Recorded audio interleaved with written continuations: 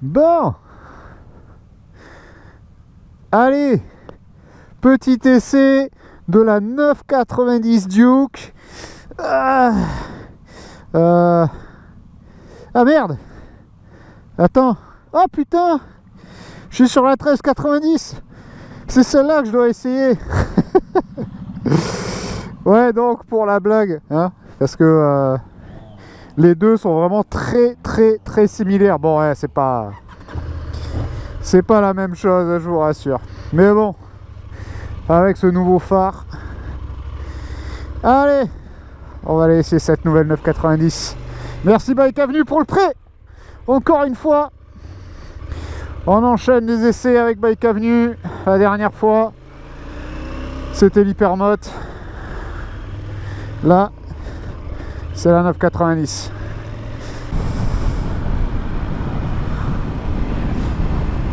Adieu Béroy. Bon, alors, on est sur la nouvelle 990. Je vous avoue que cette moto m'a intrigué. Parce que bon, vous me connaissez. Enfin, en tout cas, pour ceux qui me connaissent, je n'étais pas le plus grand fan. Et j'ai oublié de cacher le compteur, incroyable. Je n'étais pas le plus grand fan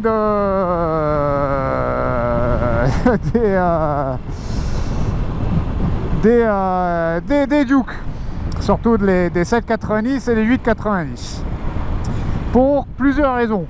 Le châssis, enfin on va dire, la suspension était bonne, mais le freinage était nul. Enfin nul. Vraiment un morceau de bois, on va dire, vraiment très peu de feeling.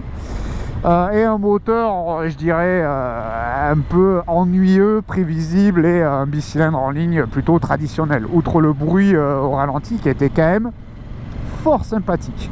Là, KTM nous dit que c'est 90% une nouvelle moto, donc on a maintenant le moteur qui est gonflé à 990 cm3, ce qui n'est pas totalement vrai, hein. Elle prend 50 cm3 par rapport à la 890, mais bon, KTM, leur appellation moteur, ça reste quelque chose de spécial. Et donc pareil, ils ont un nouveau vilebrequin, ils ont changé les bielles, ils ont fait plein de choses. Écoutez, je vais pas rentrer dans le ultra technique. La dernière vidéo de l'Hypermotard a duré 40 minutes, je fous la carte ici, a duré 40 minutes, donc je vais essayer de faire un peu plus court cette fois-ci quand même. Pareil, j'en profite de la seule bonne journée, en fait là je sors du taf et je suis venu directement essayer la moto, donc j'ai un petit peu moins de temps libre de toute façon, mais on va faire ça vite, parce que en tout cas, une grande partie de la vidéo, comme d'habitude, et comme on me connaît, je vais parler du prix.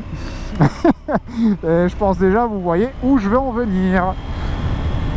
Mais bon, déjà, avant d'aller cracher le venin, on va aller rejoindre les routes un petit peu plus, les routes un peu plus sinueuses, et on va commencer à parler des autres évolutions qu'il y a eu sur ce modèle. Alors ce que KTM ils ont annoncé avec cette nouvelle 990, ils ont voulu plus la rapprocher de la Super Duke. Alors pour moi il y a deux raisons pour ça. C'est l'argent, parce que la Super Duke a vachement augmenté en prix depuis qu'elle est sortie il y a maintenant 11 ans, 2013, putain, je me sens vieux. Parce qu'en fait, quand on y pense, cette moto est au prix de la 1290 Super Duke qui a été sortie en 2013. Elle est maintenant au même prix, 16 000 €. Alors je vous entends dire, ouais mais le canard c'est 15 000 €. Non, c'est 16 000 €, parce que KTM continue avec leur putain de tech pack de merde. Je suis désolé, c'est un sujet très sensible pour moi, où en fait voilà, on te fournit la moto, t'as de l'équipement dessus, KTM te la bloque, tout cet équipement là, et ensuite faut que tu payes pour le débloquer. Donc t'as un shifter de montée. Ouais, ok, t'as un shifter de montée, mais ces bâtards te la bloquent, donc t'es obligé de payer en plus. Donc il est monté, hein, donc tu l'as déjà payé le shifter, hein, je te rappelle. Donc voilà, Personne va vouloir acheter cette moto sans le tech pack, donc c'est 16 000 €. Voilà, c'est tout. Faut arrêter Gravier, faut arrêter de dire 15 000 €. Non, c'est 16 000 €. Alors direct quand on est dessus, effectivement, on se rapproche plus d'une position plus agressive typée Super Duke. Oh putain, le frein. Waouh, waouh, waouh. Ah ouais, d'accord. Par contre, il y a vraiment eu du travail. Alors déjà que l'ancien manquait pas en châssis. Wow. Ah ouais, d'accord. Alors, ouais, on sent déjà que le moteur, il n'y a pas à chier. Il y a du couple en plus. Ah, le moteur, il est vraiment, vraiment... Oh là là là là là là là là. Ouais, KTM, vous avez bien travaillé le moteur. Hein. Vraiment, vous avez corrigé ce petit problème de tempérament moteur un peu linéaire. Et le freinage aussi, parce que j'allais dire justement le truc qui m'inquiète avec cette moto. Alors l'électronique, pas aussi sophistiqué que Ducati, mais c'est pas mal. Ah. Oh putain, le Bike Avenue m'a confirmé que je peux rouler un peu plus fort. L'anti-wheeling qui marche bien. Alors anti-wheeling maintenant dissocié au traction control, donc on peut désactiver. Oh putain. Oh putain. Ah ouais, par contre ça, l'électronique c'est pas gracieux, hein. Il te le retombe très rapidement. On va essayer de désactiver ça très rapidement. Alors c'était ici où je m'étais fait ma grosse frayeur avec la MT-09 à l'époque. Donc voilà, KTM qui nous dit bien que voilà, ils ont fait quelque chose de plus méchant et plus agressif, plus typé Super Duke. Et effectivement, je sais pas ce qu'ils ont fait, même le bruit ça se rapproche plus d'un V. Alors je sais que l'ancienne avait toujours cette particularité, mais là c'est vraiment notable. Oh putain. Alors on va parler de...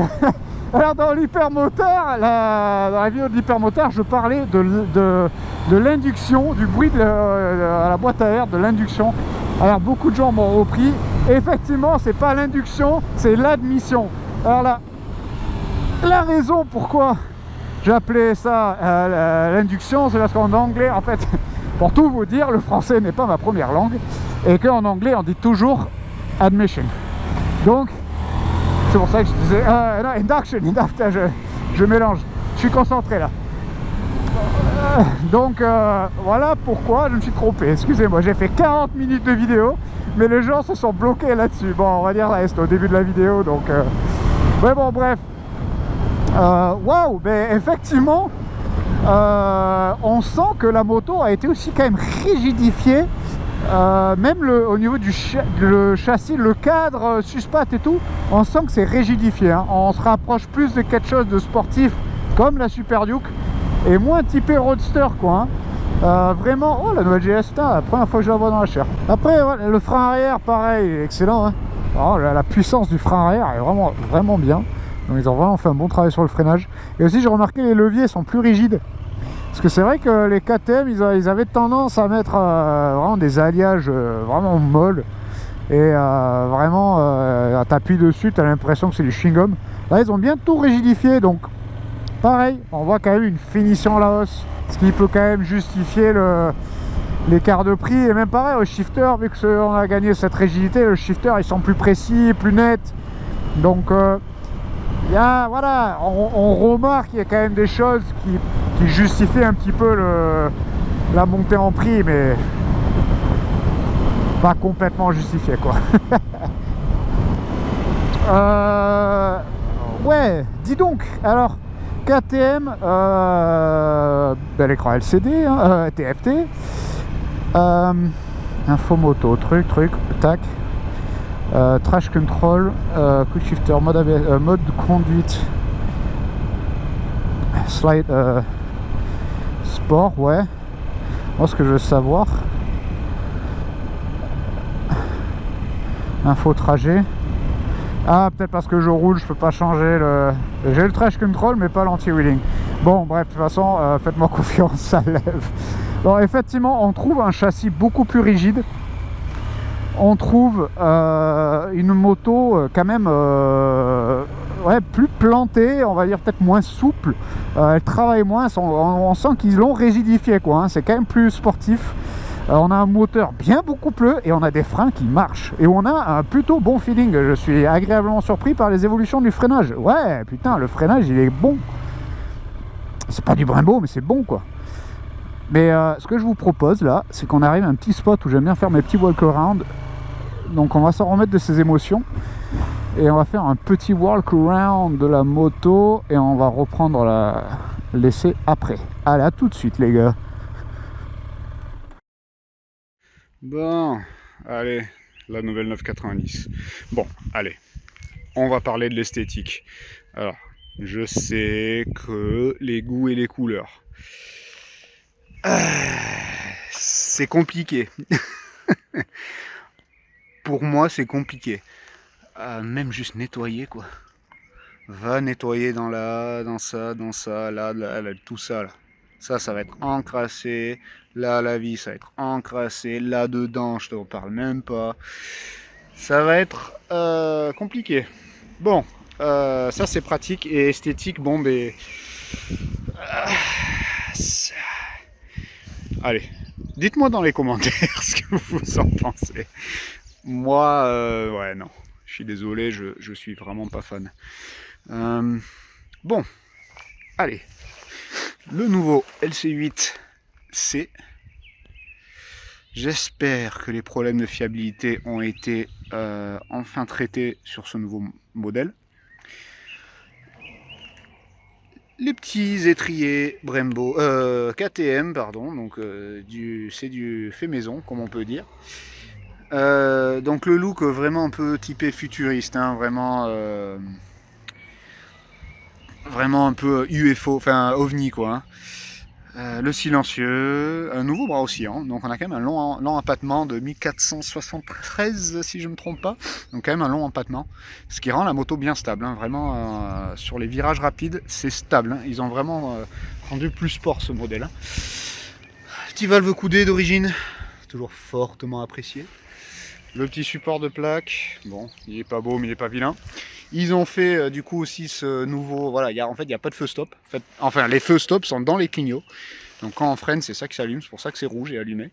Mais du coup bon, ça fait un petit cul propre quoi, si jamais on fait une journée piste avec.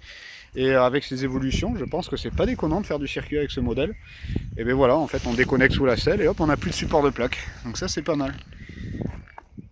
Hop là, l'autre côté livre oscillant, carter de chaîne. Les petits repose-pieds. Un peu glissant. C'est pas où tu as le plus d'adhérence.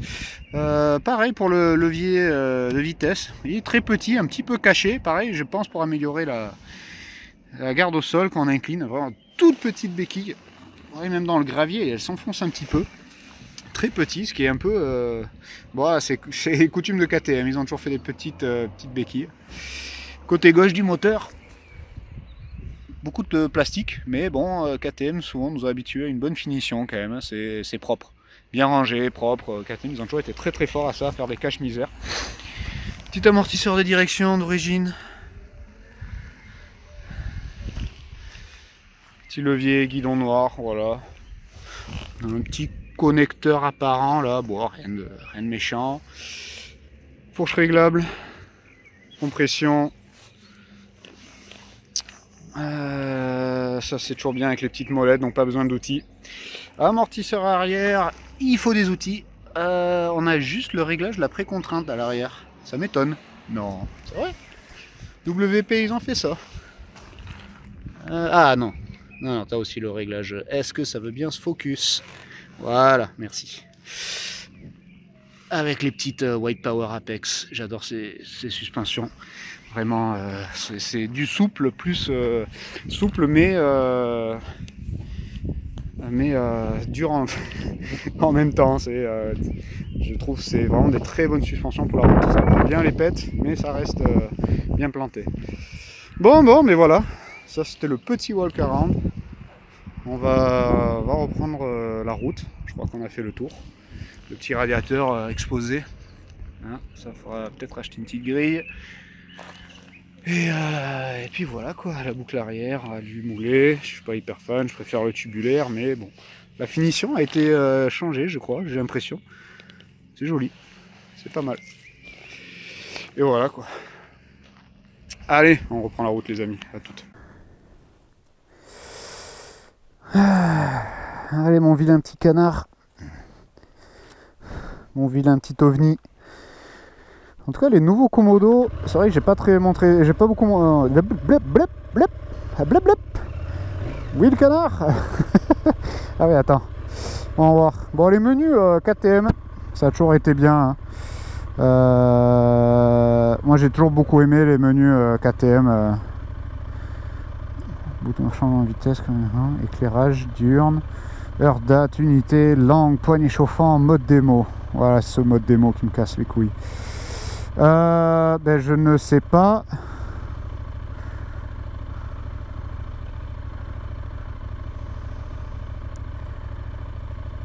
Je comprends pas. Tant pis, pas de wheeling. Putain, j'arrive plus à faire mes wheelings là, vous faites chier hein, avec vos électroniques de mes deux. Ah ouais, je peux même pas faire des travers quoi. Bon, en tout cas, les nouveaux Komodo sont sympas.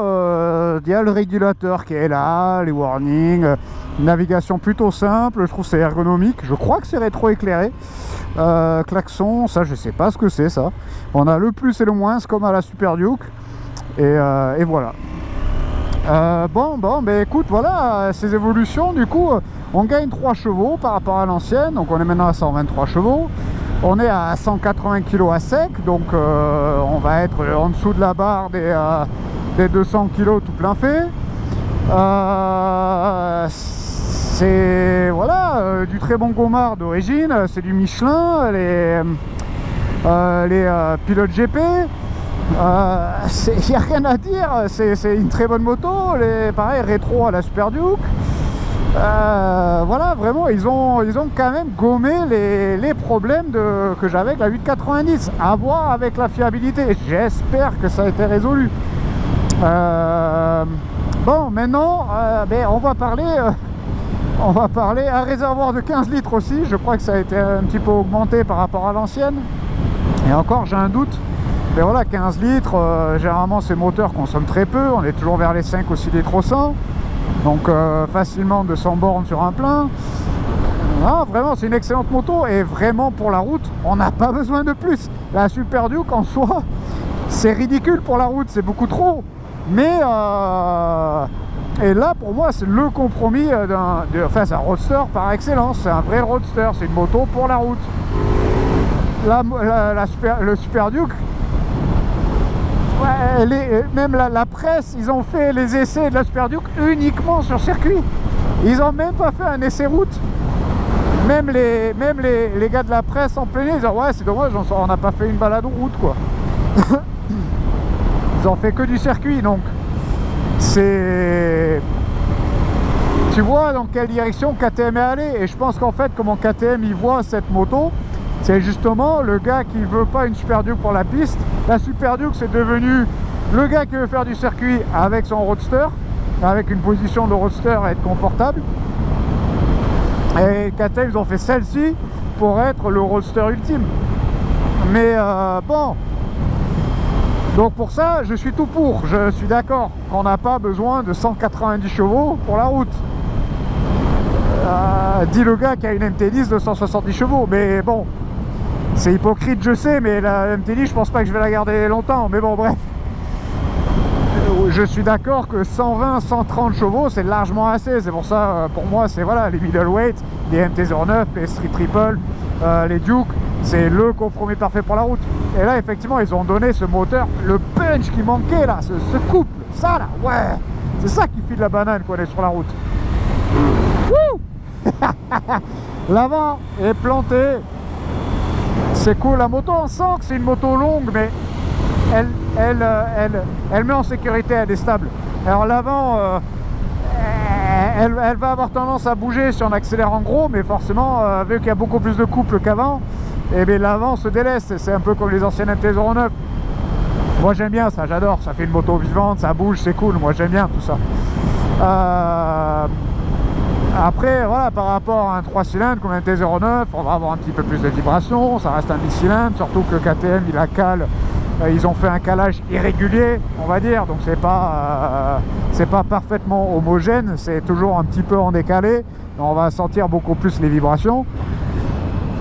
Mais bon, allez, je sais que je retarde le négatif un maximum, mais à un moment donné, il va falloir en parler. Waouh! Alors attends, juste j'admire juste les Pyrénées, parce que waouh! Quand je vous dis qu'on a eu un temps de merde, et après qu'il fait beau, le gros plus de ça, c'est qu'on a les montagnes blanches comme ça, c'est magnifique. Ah, ça c'est beau. Ça fait plaisir. Bon. Allez. Parlons... je vais pas parler du compteur. J'aime beaucoup les compteurs KTM, tous les modes, tous les trucs. Voilà. On sait ce qu'il y a. Je crois que la vidéo dure une demi-heure. Ça va être sûrement une demi-heure, mais c'est pas grave. On va dire au moins, je veux pas qu'elle dure 3/4 d'heure. Donc voilà, qu'est-ce que tu fais, poulet? Les écrans KTM sont toujours très clairs, sont très lisibles, très faciles à utiliser. Il n'y a pas de problème pour ça. Donc qu'est-ce que je veux dire de négatif sur cette moto? Eh bien pour moi c'est le prix. Eh oui, le prix. Ah là là, le grand débat depuis le Covid, depuis l'inflation, pardon, c'est vrai, on n'a pas le droit de dire le mot c'est. Ouais, 16 000 € pour un middleweight. Ouais, un middleweight, hein, je parle pas d'une MT10 ou d'une première génération Super Duke ou non, ouais, 16 000 €. Pour à l'époque, ce qui était la considération, on retourne encore plus loin en arrière, ce qu'on considérait la première Super Duke, les 990 Super Duke, avec quasiment la même fiche technique.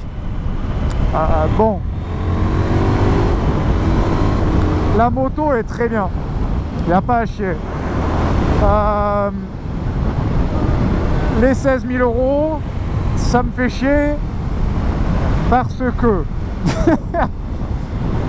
alors, oh là là là là là là, bon, ça c'est dangereux. Le prix, j'ai du mal. Comment KTM veulent se justifier? Alors oui, la moto a beaucoup de nouveaux, mais waouh, de là à justifier un écart de 2000 €. Waouh, putain, mais hé les gars, je vais pas m'arrêter tous les 4 km pour décaler votre polystyrène de merde là.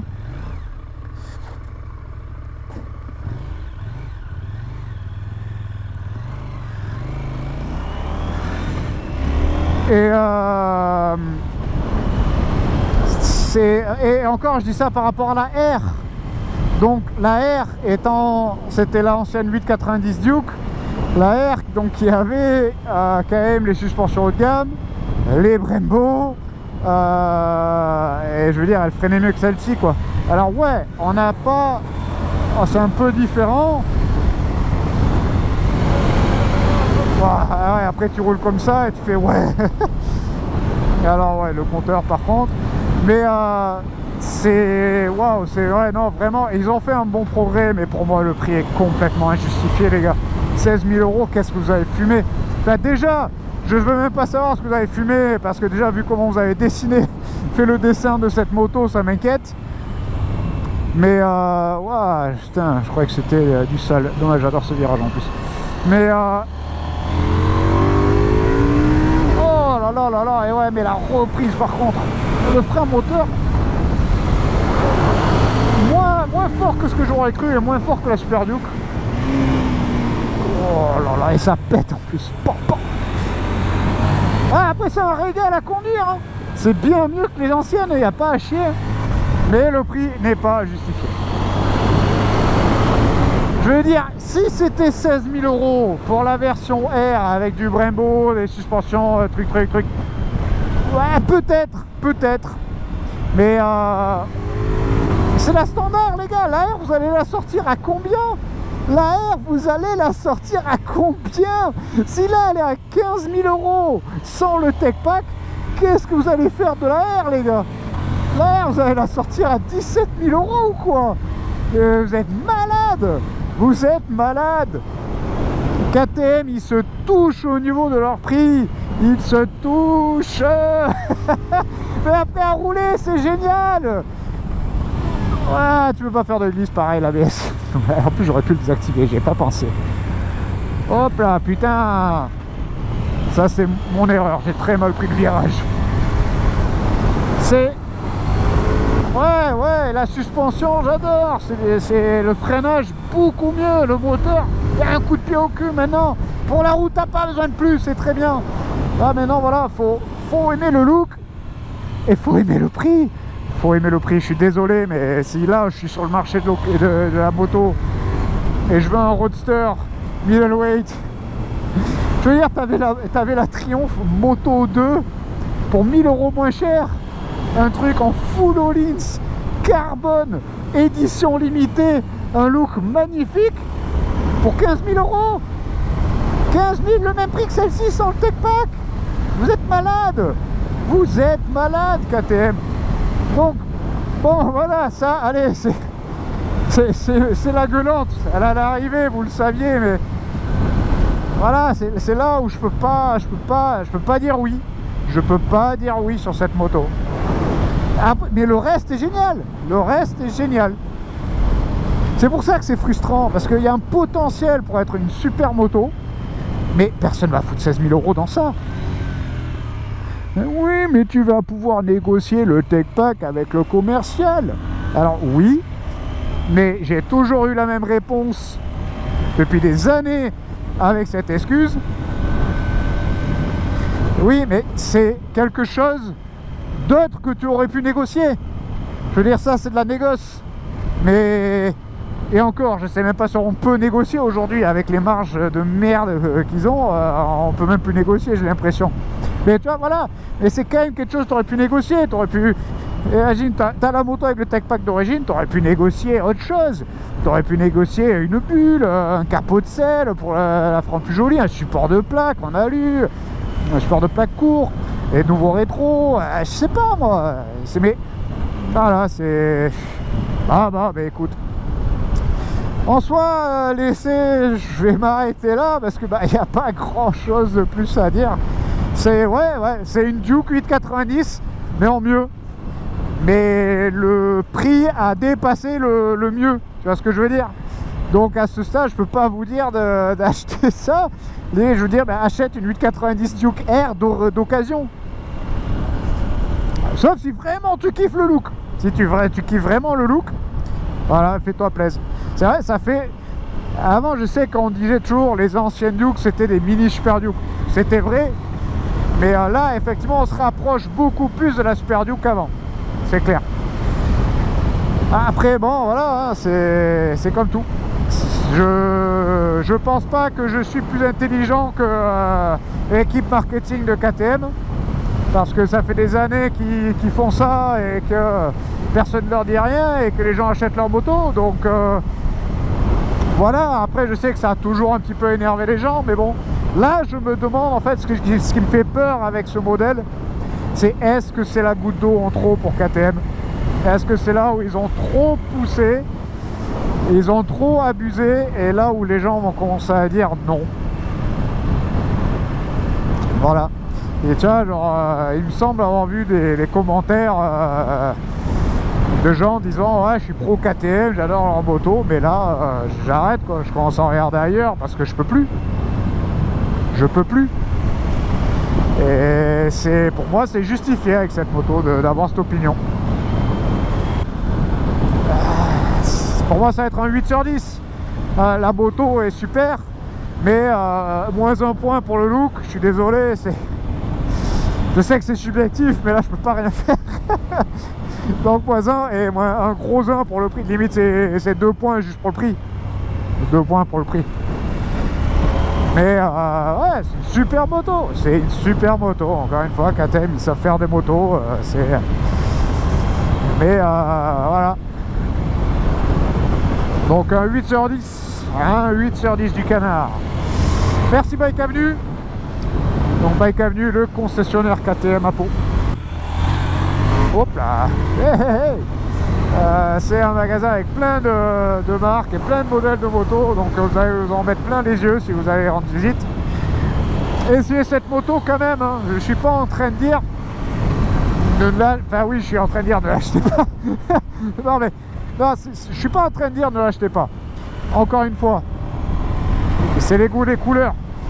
Donc faut l'essayer, voilà, si vous êtes sur le marché, vous hésitez entre une MT-09, vous hésitez avec MT-09, Triumph, tous ces middleweight, essayez-la. On va dire, voilà, ce que je peux lui dire de bien, c'est que c'est quand même le bicylindre en ligne le mieux du marché. Voilà, ça c'est net. Là ils ont fait un super moteur KTM avec ce bicylindre en ligne, avec ce L8C. Ils ont vraiment fait un très bon petit moteur. Et là pour le coup, si tous les bicylindres en ligne étaient comme celle-ci, peut-être, putain, mais je l'ai pas croisé à la vue. Et peut-être que finalement je serai moins critique envers la bête.